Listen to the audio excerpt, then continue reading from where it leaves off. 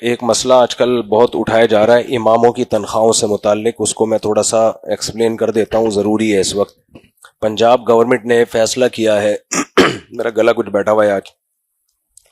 پنجاب حکومت نے فیصلہ کیا ہے کہ مساجد کے ائمہ کو کچھ وظائف دیے جائیں گے ہر مہینے۔ پہلے کے پی کے کی حکومت میں عمران خان کے دور میں یہ ہوا تھا، تو بہت سے ائمہ کو اب تک اس پہ گورنمنٹ کی طرف سے پیسے مل رہے ہیں۔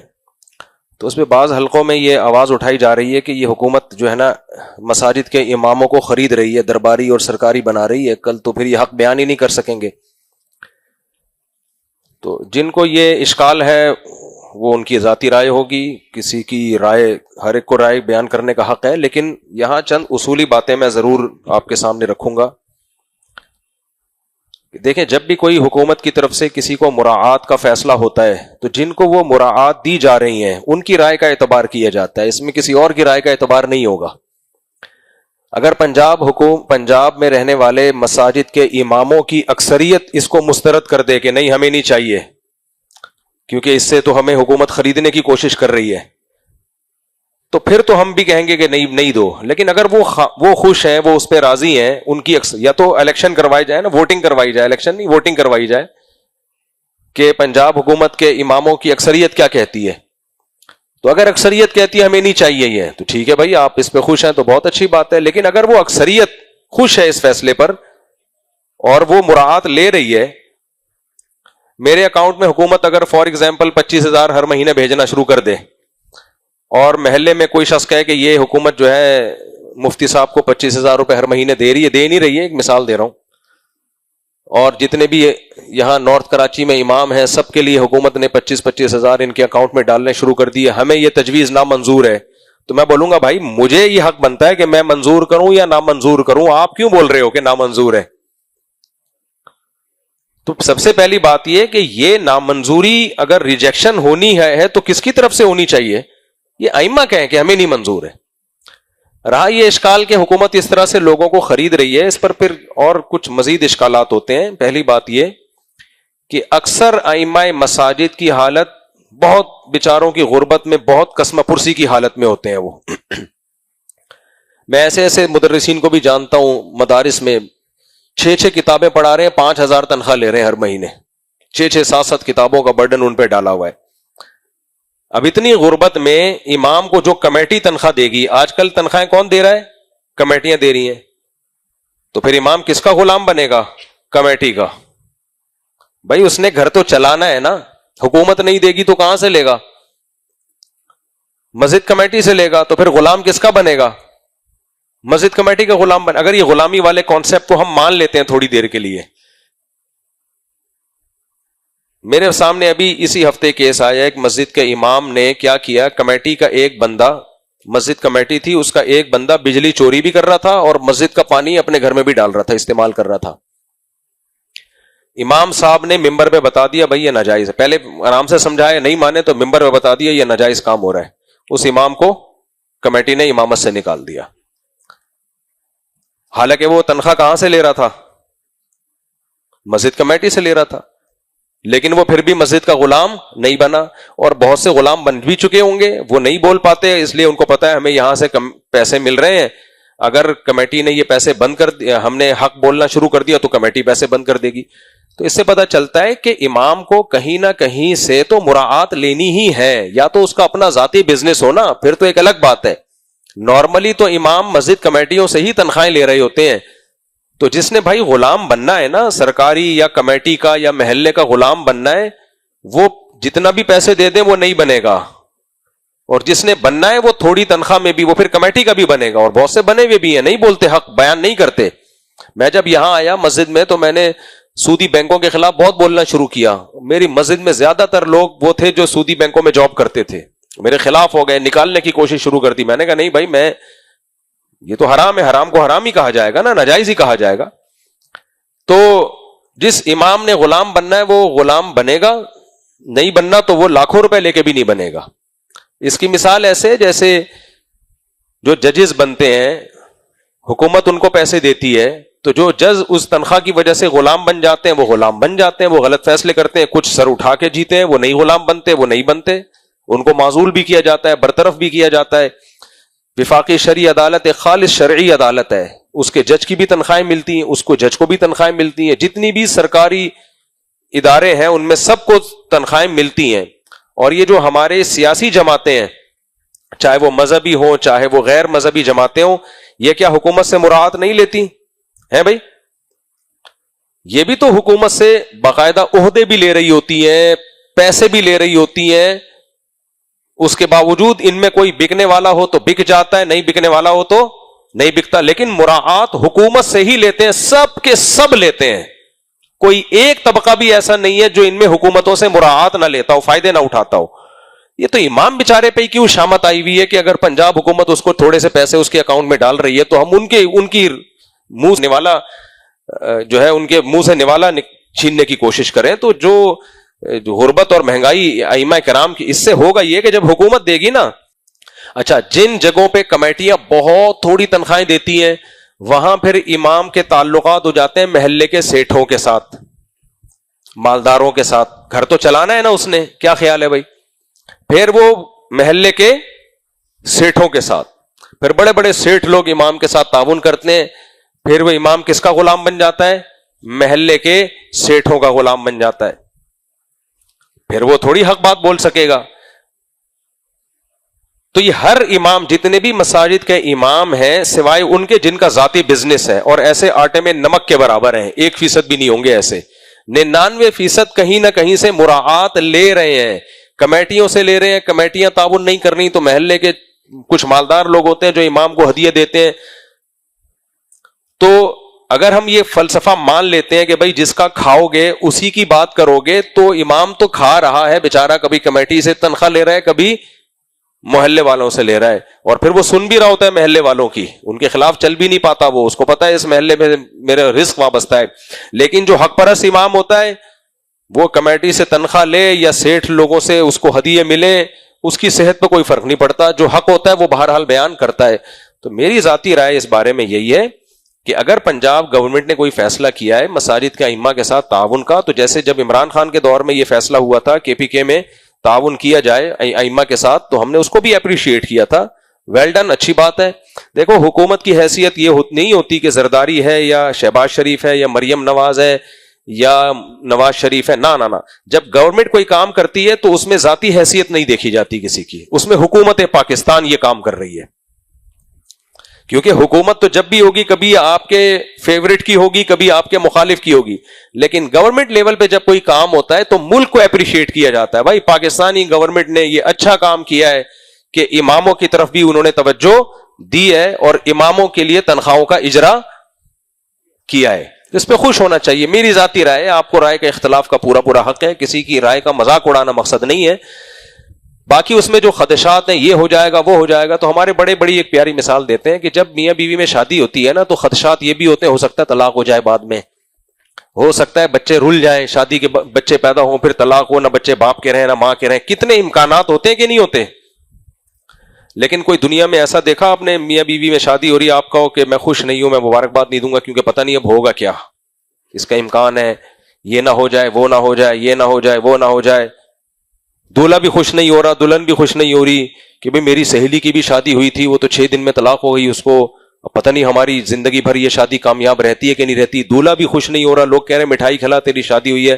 کہہ رہے یار میرے دوست جمشید کی جب ہوئی تھی تو وہ 6 سال کے بعد ناکام ہو گئی تھی، بچے رول رہے ہیں، ایک دوسرے پہ کورٹ میں مار دھاڑ کا کیس کیا ہوا ہے، ہرجانے دائر کی، میں پتہ نہیں میرا ہوگا کیا کالیا، وہ ہے نا تیرا کیا ہوگا کالیا، تو میرا کیا ہوگا کالیا. تو لوگ کہیں گے بھائی تو دماغ کا علاج کرا. جب شادی ہو رہی ہوتی ہے تو خوشی منائی جاتی ہے کہ فی الحال ایک اچھا کام ہو رہا ہے، اس کو اپریشیٹ کرو، مبارکباد دو. بعد میں خدا نخواستہ کوئی غلط ہوا تو پھر دیکھا جائے گا، کیونکہ وہ غلط یقینی نہیں ہے، 100% یقینی نہیں ہے، وہ 100% یقینی نہیں ہے، وہ غلط امکان ہے کہ امام بک نہ جائے. اور میں نے بتایا وہ امکان تو کمیٹیوں کے آگے بکنے کا بھی ہے، وہ محلے کے سیٹھوں کے آگے بکنے کا بھی ہے. تو امکانات کی دنیا تو بہت وسیع ہے. اور پھر یہ باتیں ہمارے جو سیاسی لوگ ہیں وہ خود کم مراعات لے رہے ہوتے ہیں، یعنی وہ تو مراعات کی ایک پورا ان کے پاس ایک طویل فہرست ہوتی ہے، وہ صرف مراعات مالی نہیں عہدے بھی لے رہے ہوتے ہیں. اپنے دشمنوں سے بھی اتحاد کر لیتے ہیں. آپ دیکھو پی ٹی آئی کے لوگ پہلے مولانا فضل الرحمان کے کتنے خلاف تھے, لیکن آج ان کو پتا ہے کہ مولانا فضل الرحمان ہماری ضرورت ہے. پی ٹی آئی کی جو قیادت ہے ان کو پتا ہے کہ مولانا فضل الرحمان سے اتحاد کے بغیر ہم نہیں چل سکتے, تو اپنے مفاد کے لیے وہ اتحاد کر رہے کہ نہیں کر رہے, مراعات لے رہے کہ نہیں لے رہے, 100% لے رہے ہیں. صحیح لے رہے ہیں غلط لے رہے ہیں یہ ان کا ہیڈ ایک ہے, لیکن لینی پڑتی ہے مراعات. اسی طرح حضرت مولانا فضل الرحمان صاحب عمران خان کو یہودی ایجنٹ کہتے تھے, سب کو پتا ہے. آج کل کہہ رہے ہیں نہیں کہہ رہے, ان کو پتا ہے بھائی پی ٹی آئی سے اتحاد کے بغیر میرے لیے سروائیو کرنا مشکل ہوگا. یہ سیاسی بات, میں اس کے صحیح یا غلط ہونے کی بات نہیں کر رہا, یہ تو سیاسی لوگ ہی بتائیں گے آپ کو کہ صحیح کر رہے ہیں غلط کر رہے ہیں. میں کوئی سیاست دان نہیں ہوں, میری کوئی سیاست فیلڈ ہی نہیں ہے. تو سیاسی لیڈر جس چیز کو بہتر سمجھتے ہیں اپنے لیے وہ کام وہ کرتے ہیں, حکومت سے بھی اسٹیبلشمنٹ سے بھی فائدے اٹھاتے ہیں. تو اس لیے میرا خیال یہ ہے کہ اس میں ہمیں سیاست سے ہٹ کے دیکھنا چاہیے کہ ایک امام جو بیچارہ قسم پرسی کی حالت میں ہوتا ہے, مسجد کا امام جو اتنی تھوڑی تھوڑی پنجاب میں بعض مساجد کے ائمہ کی تنخواہیں ہیں کہ سن کے آدمی بے ہوش ہو جائے. کمیٹیوں نے جو ان کو گھر دیے ہوئے ہوتے ہیں ان کی, میرے اپنے میں کبھی خوشبو لگا کے آؤ نا, اکیلے بیٹھو میرے ساتھ تو میں اپنے حالات بتاؤں آپ کو. میں جس گھر میں نے 20 سال گزارے ہیں, کبھی اس گھر میں آپ وزٹ کر کے آؤ, یہ حالت ہوتی ہے امام کی. ابھی بھی جا کے دیکھ لو, یہاں سے اوپر والا گھر جا کے دیکھو, آپ کو لگے گا کہ یار گٹکے کی دکان اس سے زیادہ بہتر ہے. جس گھر میں نے 20 سال گزار دیے ہیں اور اس کے اوپر ایک پورشن بنایا, اس کی چھت ابھی بھی گر رہی ہے. گھر والے کہتے ہیں وہ چھت کا پلستر نکل کے میں نے کئی دفعہ ریپیئر کروا چکا ہوں, تو میں نے کہا چینج کرتے ہیں. تو جب ایک اتنا مشہور امام جو لوگوں کو 8 شادیوں کے مشورے دے رہا ہے, ویسے تو میں 4 کا دیتا ہوں لیکن لوگوں نے میرے بارے میں 8 مشہور کر دیا, اس بیچارے کا یہ حال رہا ہے. تو اب سوچ لو جو مشہور نہیں ہے, جو اپنے حقوق کے لیے آواز نہیں اٹھا سکتے, ان بیچارے اماموں کی حالت کیا ہوئی ہوئی ہے. تو اچھا نہیں ہے 15-20 ہزار اس غریب کی جیب میں آ جائے, کیا خیال ہے, وہ بھی کچھ اچھا کھا لے, اچھا پہن لے. تو اس میں یہ نہ دیکھیں کہ یہ فیصلہ مریم نواز نے کیا ہے, شہباز شریف نے کیا ہے. 100 دفعہ اختلاف کریں بھائی. پنجاب میں جو مساجد کے ائمہ کرام ہیں ان کے لیے حکومت نے سوچا تو صحیح نا, کچھ سوچا تو صحیح ان کے لیے. اچھا یہاں بھی ایک بات میں آپ کو بتاؤں, ایک اشکال یہ بھی کیا جاتا ہے کہ دیکھو جو سرکاری امام ہوتے ہیں ان بیچاروں کی حالت کیا ہوتی ہے. میں آپ کو بتاؤں, اگر پنجاب گورنمنٹ ائمہ کو یہ آپشن دے دینا کہ صرف ہم سے مراعات نہیں لو, باقاعدہ گورنمنٹ کے ملازم بن جاؤ, سارے امام پہلی فرصت میں گورنمنٹ کے ملازم بن جائیں گے. جب حکومت پاکستان کی طرف سے مساجد کے لیے ویکینسی آتی ہے نا سرکاری امام کے لیے, تو ہر شخص کی خواہش ہوتی ہے میرا بیٹا امام لگے اس میں, کیونکہ سرکاری سطح پہ جو امام ہوتا ہے اس کو بہت زیادہ مراعات ملتی ہیں. مجھے ایک دفعہ ایک بڑی یونیورسٹی جو گورنمنٹ کی یونیورسٹی ہے اس کی طرف سے امامت کی آفر آئی. ڈائریکٹ مجھے نہیں آئی, آفر تو یہ تھی کہ ہمیں امام چاہیے. تو ہمارے بڑوں نے کہا کہ آپ چلے جاؤ. میں جب گیا ہوں نا انٹرویو دینے کے لیے, لائن میں درجنوں, یعنی ہر شخص یہ چاہ رہا تھا کہ یہ آفر میں قبول کر لوں. خیر میں نے زیادہ دلچسپی نہیں لی, میں واپس آ گیا. لیکن مجھے اس وقت اندازہ ہوا کہ بھائی ائمہ کرام تو چاہتے ہیں کہ ہمیں سرکاری نوکری ملے تاکہ ہمارا باقاعدہ حکومت سے تنخواہ. کمیٹیوں کا کیا پتا ہے, آج کمیٹی کے صدر صاحب کا میٹر گھوم گیا, سرکاری نوکری پکی ہوتی ہے کہ نہیں ہوتی؟ سرکاری نوکری تو پکی, ہر شخص چاہتا ہے اپنے بچے کو سرکاری جاب. رشتہ پہلے لوگ نہیں دیا کرتے تھے جب تک سرکاری جاب نہ ہو. بھائی پرائیویٹ کمپنی ہے, کوئی پتہ نہیں کبھی نکال دے گی. سرکاری منڈا ہے بھائی, سرکاری جاب کرتا ہے. اس کو تو ہمارے سیاستدان بھی, جتنے ہمارے بڑے بڑے سیاستدان ہیں, چاہے مذہبی ہو چاہے غیر مذہبی, سب چاہتے ہیں ہمارے بچوں کو سرکاری جاب ملے. اس لیے میرے بھائی جب اپنے بچوں کے لیے سرکاری جاب, اپنے لیے سرکاری جاب, تو جو بیچارہ پنجاب کا غریب امام ہے اس کو سرکاری جاب میں آپ کے کوئی درباری ملا بن جائے گا. جو بننے والا ہے وہ ویسا ہی بنے گا, جو نہیں بننے والا, جو حکومت میں جاتے ہیں سرکاری عہدے قبول کرتے ہیں, ان میں بھی 2 طرح کے لوگ ہوتے ہیں نا. کچھ لوگ تو ایسے ہوتے ہیں بالکل سرکاری درباری بن جاتے ہیں, کبھی حق بیان نہیں کرتے, اور کچھ ایسے ہوتے ہیں وہاں جا کے بھی حق بیان کرتے ہیں. ہوتا ہے کہ نہیں ہوتا؟ تو اس لیے یہ ایک بالکل الگ بات ہے کہ آپ جب کسی سے حکومت سے مراعات لے رہے ہیں تو آپ ان کی بولی بولیں گے کہ نہیں بولیں گے, یہ بالکل ایک الگ ٹاپک ہے. اس بیس پہ کسی کو سرکاری مراعات لینے سے روک دینا یہ ظلم, اور میرا خیال ہے یہ ظلم زیادتی ہے. جبکہ ہم خود لے رہے ہوں, ہم سے مراد میں نہیں لے رہا, یعنی جو اس پہ اعتراض کر رہے ہیں وہ لے رہے ہوں. وہ سارے لوگ لے رہے ہیں اور وہ سب چاہ رہے ہیں ہمارے بچے کو سرکاری جاب ملے, فوج میں بھی ملے. آج کوئی ایس ایچ او کی آفر آ جائے کہ آپ کے بچے کو ہم ایس ایچ او بنا رہے ہیں, آپ میں سے کوئی یہ کہے گا میں سرکاری نہیں بننا چاہتا؟ کوئی کہے گا؟ ابے رشوتیں دے دے کے کہتے ہیں اس کو بھرتی کر, پولیس میں بھرتی کر, فوج میں بھرتی کر, سرکاری ہاسپٹل میں اس کو اچھا ڈاکٹر بنا دو. ہر ملک میں ایسا ہی ہے, امریکہ میں بھی, سعودیہ میں بھی, پاکستان میں بھی. لیکن جب بات آ رہی ہے بیچارے امام کی اور اس کو حکومت سرکاری ملازم بھی نہیں بنا رہی, حکومت کہتی ہے اکاؤنٹ نمبر دے دو آپ کے اکاؤنٹ میں پیسے پہنچ جائیں گے, اس پہ ہم اس کو وہ 25,000 بھی نہ کھانے دیں. تو یہ مجھے ایسا لگتا ہے یہ کیا ہے, یہ زیادتی ہے. تو اس پہ خوش ہونا چاہیے اور امام کو کھاتا پیتا دیکھ کے خوش ہونا چاہیے. باقی جو وہی بات میں دوبارہ لوٹاؤں گا, اس سے امام سرکاری ملازم بن جائے گا تو جو بننا ہے وہ سرکاری نہیں بنے گا, وہ کمیٹیوں کا ملازم بنے گا, کچھ محلے کے سیٹھوں کا ملازم بنے گا. میرا تو خیال ہے امام کی جب گورنمنٹ سے تنخواہ آئے گی تو سر اٹھا کے جیے گا. وہ کہے گا تو کسی کے باپ کا نہیں کھاتے اس محلے میں, وہ کیا کہے گا, اس محلے میں کسی کا باپ کا نہیں کھاتے ہیں. سمجھتے ہو کہ نہیں سمجھتے؟ جو لوگ بھی کہہ رہے ہیں نا کہ اماموں کو حکومت پیسے دے گی تو وہ بیچارے یعنی وہ سرکاری بن جائیں گے, تو آپ پھر اس کا کوئی آلٹرنیٹ بنائیں. جتنے بھی ہمارے دینی تعلیمی اداروں کے بورڈ ہیں جو دینی تعلیم, وہ پھر کوئی سیٹ اپ بنائیں اماموں کی اچھی تنخواہوں کے لیے. جامع رشید کو چاہیے, بنوری ٹاؤن کو چاہیے کہ جب ان کے طلبہ جو فارغ ہوتے ہیں وہ کسی مسجد میں امام لگتے ہیں تو اس امام کو ادارہ خالی نہ چھوڑے, ادارہ کہے کہ آپ جہاں بھی جاؤ گے آپ کی تنخواہ کس کے ذمہ ہے؟ بولو, ہمارے ذمہ. میں نے جامع رشید میں بھی یہ تجویز پیش کی اور بھی اداروں میں تجویز پیش کی, لیکن ہم لوگ کہاں اس پر عمل کرتے ہیں.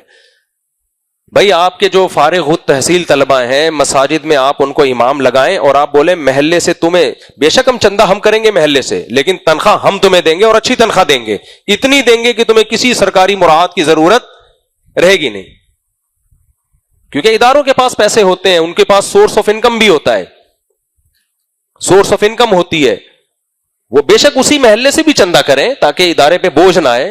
ادارہ اپنی طرف سے یہ بنا رہا ہوتا پالیسی, چاہے جامع رشید ہو, بنوری ٹاؤن ہو, دارالعلوم کرنگی ہو, اس میں سب کی میں جنرلی ایک بات کر رہا ہوں, ادارے نے پالیسی بنائی ہوتی کہ بھائی ہمارا فارغ التحصیل شخص, چاہے وہ بریلویوں کا مدرسہ ہو, چاہے وہ اہل حدیثوں کا مدرسہ ہو, جتنے بھی بورڈ ہیں تعلیمی بورڈ ہیں, اہل حدیثوں کے ہوں, بریلویوں کے ہوں یا اہل سنت کے ہوں, جس دیوبندیوں کے ہوں, جس کے بھی ہوں, وہ یا تو یہ ذمہ داری اٹھا رہے ہوتے ہیں نا کہ ہمارا فارغ التحصیل بچہ جہاں بھی جائے گا تو اس کی تنخواہ کی ذمہ داری ہم اٹھائیں گے اور اس کو اچھی تنخواہ دیں گے, اچھا گھر دیں گے, اس کو ایک سوسائٹی میں ایک عزت کی زندگی گزار سکے گا, اور اس تنخواہ کے لیے اسی علاقے سے چندہ کرنا بھی کس کی ذمہ داری ہے؟ ہماری ذمہ داری ہے. آپ کا تو اپنا کوئی ایسا نیٹ ورک کوئی سیٹ اپ ہے نہیں, لاوارث چھوڑا ہوا ہے, بچہ مدرسے سے فارغ ہوتا ہے, وہ بیچارہ کہیں گورنمنٹ جاب تو اس کو ملتی نہیں ہے, اس کے سرٹیفکیٹ کی 2 ٹکے کی حیثیت نہیں ہوتی. اپنی قابلیت کی بل بوتے پر وہ کہیں امام لگ گیا اور پھر جناب اس کو 20 سال سے نماز پڑھا رہے ہیں, بڈھے ہو جاتے ہیں, جب ریٹائر ہوتا ہے نا امام, یعنی نماز پڑھانے کے قابل نہیں رہتا, تو پاؤں میں اس کے بچوں کے پہننے کے چپل بھی نہیں ہوتے. ایسا امام کو میں جانتا ہوں. جو فراڈی ہیں وہ تو ایک الگ کہانی, بات تو فراڈیوں کی نہیں ہو رہی نا, میجورٹی تو اللہ کا شکر ہے اس فیلڈ میں زیادہ تر تو نیک لوگ ہی ہیں. کچھ فراڈی ہیں وہ تو پھر وہ ان کو پھر حکومتی 25,000 ان کو وہ ہنسیں گے, 25,000 یہ کیا ہے, وہ حکومت سے کہیں گے 50 ہم سے لے لے بھائی تو, ٹھیک ہے نا. میں تو ایک جو جینین جو امام ہیں جو صحیح ہیں انہی کی بات کر رہا ہوں نا. تو وہ بےچارے ساری زندگی ان کی گزر جاتی ہے کسی مسجد میں.